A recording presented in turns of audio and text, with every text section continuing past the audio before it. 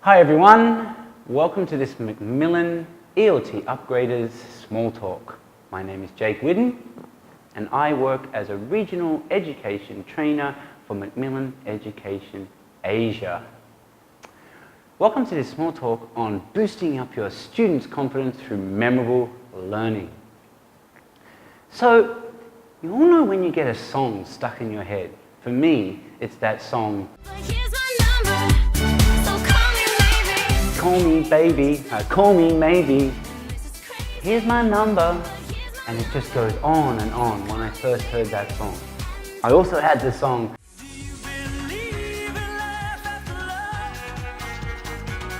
do you believe in life after love? That was stuck in my head for years, but I'll never forget it. Do you believe in life after love? And I think it was by Cher. It doesn't matter who it was by. The point is, we've all had that kind of frustrating problem when a song gets stuck in our head. They like to call it an earworm. It's sort of like it crawls in there and it won't get out. So whilst it might be frustrating for us, it can be turned into a very positive experience. So this is the idea of this small talk today, is this idea of memorable learning through having small, repetitive chunks of language, which is a reference to the Michael Lewis lexical approach, and how that can benefit our students to remember new language. So, first thing is a task for you. Here is a song. I'm going to just play about 20 or 30 seconds to you, not much longer. All I need you to do is just have a listen, and you can watch some of the visuals. And while you're doing that, just see what you can remember. So, are you ready? Now. All right, happy campers! Are you ready? Are you ready? 1, 2, 3. Clap your hands and move your feet. Let's have fun. Dance to the beat. Happy campers everywhere. Happy campers. Hands in the air. Spin around, move your feet. Hands up high, clap to the beat. Spin around, move your feet. Hands up high, clap to the beat. You've had to listen to the song. It was a good song, wasn't it? It's actually called the Happy Camper song. Let's have a look at it up here. So here is the song and some gap fill, just a classic gap fill activity. What was the first word, do you think? It was your hands. Yeah, we all know it was clap your hands, because that's a lexical chunk. It's clap your hands. It's a collocation. Clap and your hands go together. We don't say clap your nose. So what's the next one? Let's have a look. And move your feet. Well done. I'm sure you all got it. Let's have fun. And to the beat. What was the next one? Dance, yeah. Because we dance to beats. We all know that. If you're a native speaker watching, you probably grew up saying dance to the beat, and you know that dance and beat go together. But if you've never heard this song before, you could just remember it just by pulling and retrieving that little bit of short-term memory, dance to the beat, and being able to put it in. Then we have happy campers everywhere, happy campers, hands in the air. And then around, yeah, very good, spin around and move your feet. Excellent, hands up high and clap to the beat. So, we've just seen a very simple example of memorable learning.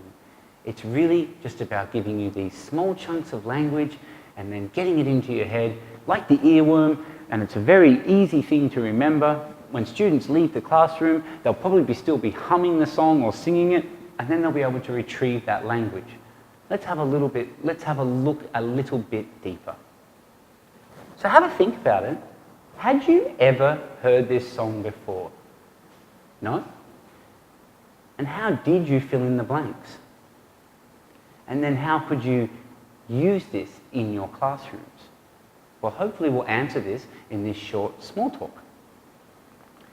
So we're just going to look at three things. We're going to look at how we can introduce vocabulary, introduce small chunks of language through chants, what we can call grammar chants, and focus on some pronunciation, and how the songs can work with that. And we're going to look at this idea and this methodology, very simple methodology, which is by creating this positive environment, having some manageable input. Manageable input is just that idea of scaffolding when you're in the class. So getting back to simple teaching of just introducing some vocabulary, putting that into some chunks of language, practicing it a lot, and then we'll learn English. We're also going to have a look at how we can do this in a musical way and very visual way.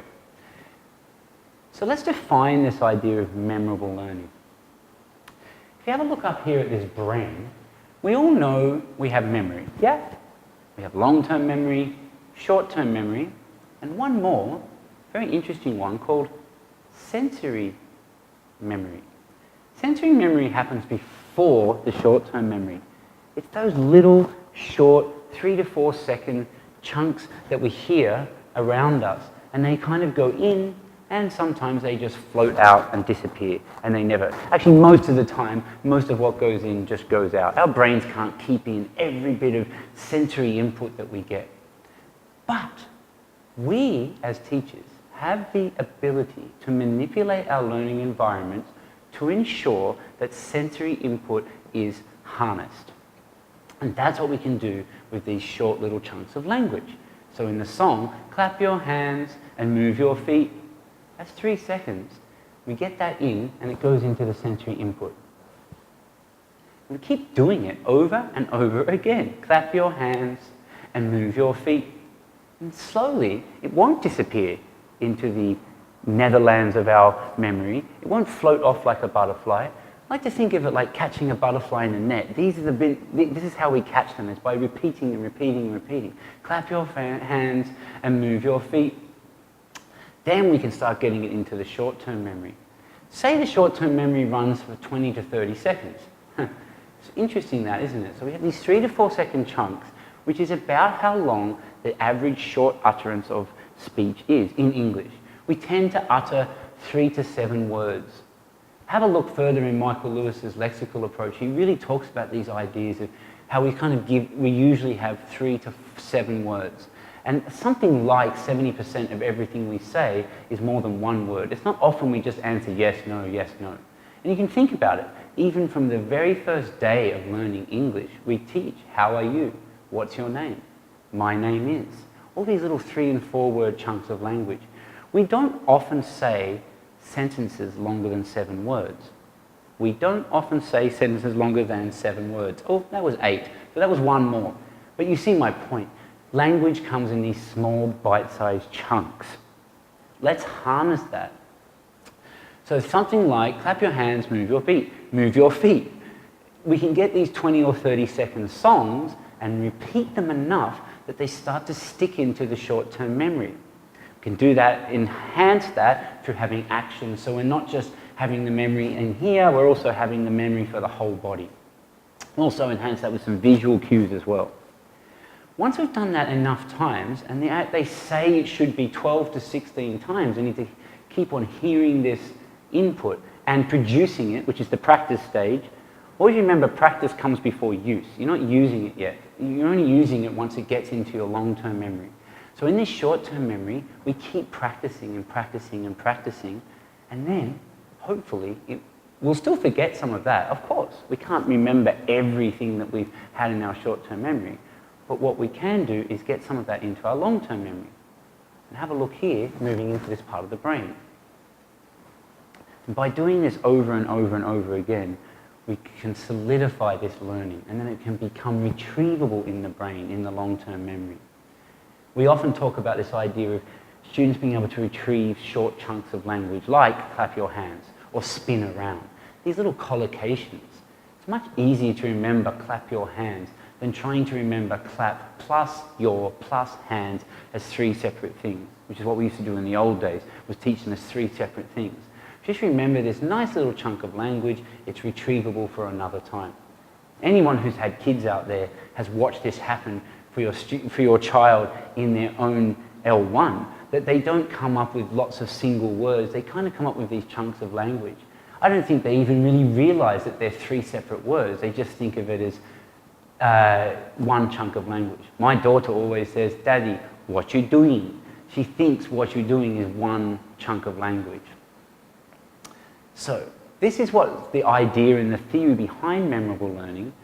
I think people got afraid of doing memorable learning in class because of the ideas of drills and rote learning. But we shouldn't be afraid of it. Rote learning isn't necessarily a negative thing. It's what actors do to remember scripts. It's what great speakers do to remember their speeches.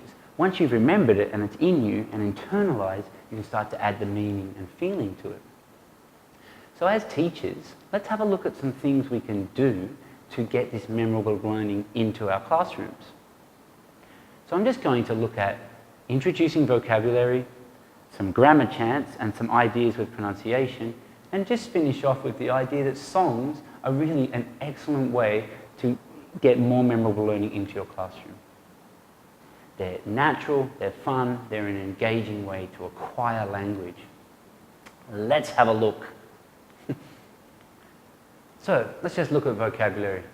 We all know the classic hold up a flashcard, repeat the word, something like tree, tree, tree, tree. Here's just a simple way to change it from just tree to a chant. By turning it into a chant, it should become more memorable. Have a look at this one, have a listen and just watch a little bit of this video. Okay, you watch the video and I'm even doing it myself. Vocabulary, vocabulary, tree, tree, vocabulary, vocabulary, plant, plant. Now it's just the same as showing flashcards, but because it's been put into this nice rhythm, the students are more likely to remember it. A little point for you, just be aware that English, and you can look this up later, is a stressed, timed language. If you want to hear more about it, look up our ELT Upgraders podcast, and we have a whole podcast on this with Adrian Underhill. But because it's a stress-timed language, as opposed to syllable-timed, and in Asia we know they have a lot of syllable-timed languages, stress-timed means that we have that rhythm. We don't say every syllable, we tend to just put an emphasis on certain things. So just by having that vocabulary, vocabulary, plant, tree, plant, it's encouraging. Caterpillar, caterpillar, like it's encouraging where to put the stress on each word. By doing that, we sound more natural. We're also, hopefully, more likely to remember it. So that's the first one. That's a really simple one to do with vocabulary.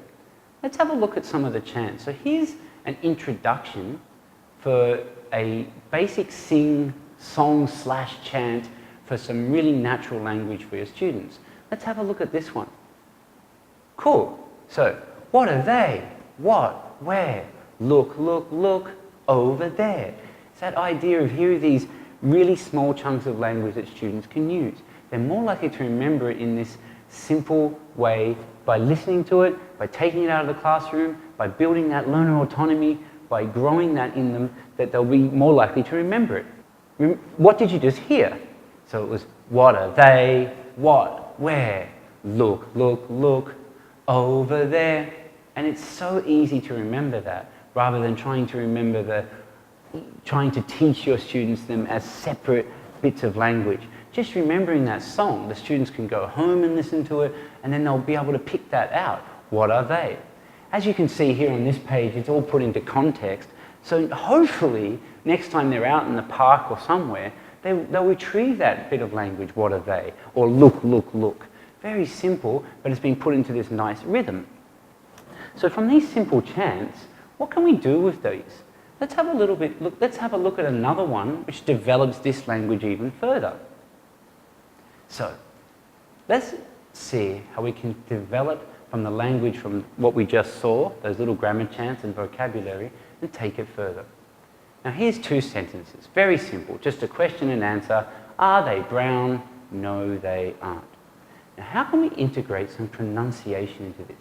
Now you remember I just said that English is a stressed, timed language. So this is where we can have some fun and make our classes a bit more engaging, but also more memorable. And the more memorable, the better for our learners.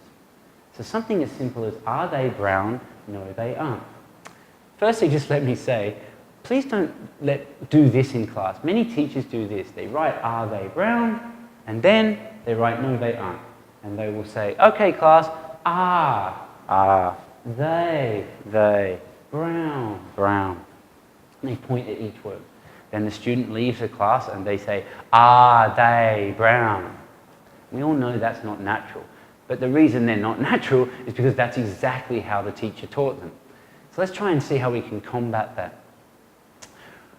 This is just a simple way to put the stress into the sentence for your students. Let's have a look. So we've been saying, are they brown? That's two stresses, right? Are and brown. Have a look. Are they brown? Are they brown? Let's try that. We all know we can just do simple things like clapping. Are they brown? Okay, class, everyone get together. Are they brown? Are they brown? I suggest you can often do it just without the they. Are brown, are brown, are they brown, are they brown? Right? Very simple. But there's more you can do than that. You can get them to do something visual. Write are they brown on the board, and then get your students to race up and put a little circle above which word has the stress, just by listening to you. Are they brown? Circle, circle. Then you could get them to do it in their book. Just circle in any new sentence that they have, just get them to circle where they would be. No, they aren't. Right? That's a visual way of doing it. Another one I've seen, which is a great one, is you can get a metronome. Tick, tick, tick, tick, tick, tick, tick, tick. Start out very slowly. Tick, tick, tick, tick. So, are they brown? Are they brown? Are they brown? Are they brown? Are they brown? Are they brown? Are they brown? Are they brown? Are they brown? That's a really nice one for students. You can even get the students to come up and control how fast that metronome is going. If you have older students and they're still learning these sort of beginner level things, get them to do it on their phone. You can easily download an app for a metronome, and they can start doing it at home. Also, if you have young learners, tell the parents, download the metronome, then they can do that at home. Are they brown? Or you can do it with any sentence. What are they doing? Going to the shops. What are they doing? Going to the shops. Start to experiment with this stress and rhythm. Another one, you might have very active students. I'm not saying that they learn kinesthetically, but they like being very active in class. So you can take it even further. Another simple one is this one. Start slowly. I'll now do it. I call this one English Tai Chi.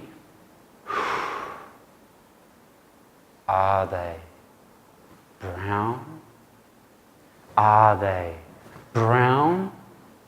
Are they brown? Are they brown?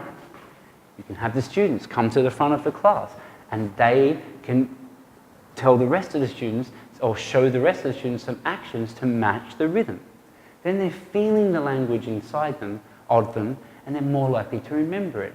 You can have students come up and do activities like, are they brown? Are they brown? Anything that you can get that language to become part of them. No, they aren't. Are they brown? No, they aren't. All these things will help to combat fossilized pronunciation errors later. You know, many teachers will say to me, but I don't think we can do pronunciation with these young learners yet. It's something we have to do later. But this is what causes fossilization of pronunciation errors. Just like we wouldn't say, I don't think we should teach the present simple until they're much older, because then we would know that would always be a problem. So my advice is start to integrate this right from the first lesson. What's your name? How are you? So they get that rhythm. By having that rhythm, they're more likely to remember the language. So that's just some simple ideas on pronunciation. So we've looked at vocabulary, we looked at how we can do these little chunks of language, these retrievable chunks of language, and then how can we put this back into the song? So with any of this language, it's nice to be able to have the song, because then they take the vocabulary, they add in these chunks of language, and then they put it all together in a song. Another way you can reinforce this is with video, or reinforce with another song. By having the songs as to set a context in class, they hear all that language in a natural way. It doesn't mean they have to remember it all, and I know it's hard to always have a song that matches your class, but they're having that rhythm of the song. It does everything that we need for memorable learning. It focuses on the stress in the sentence. It introduces the new vocabulary in the sentence for the students.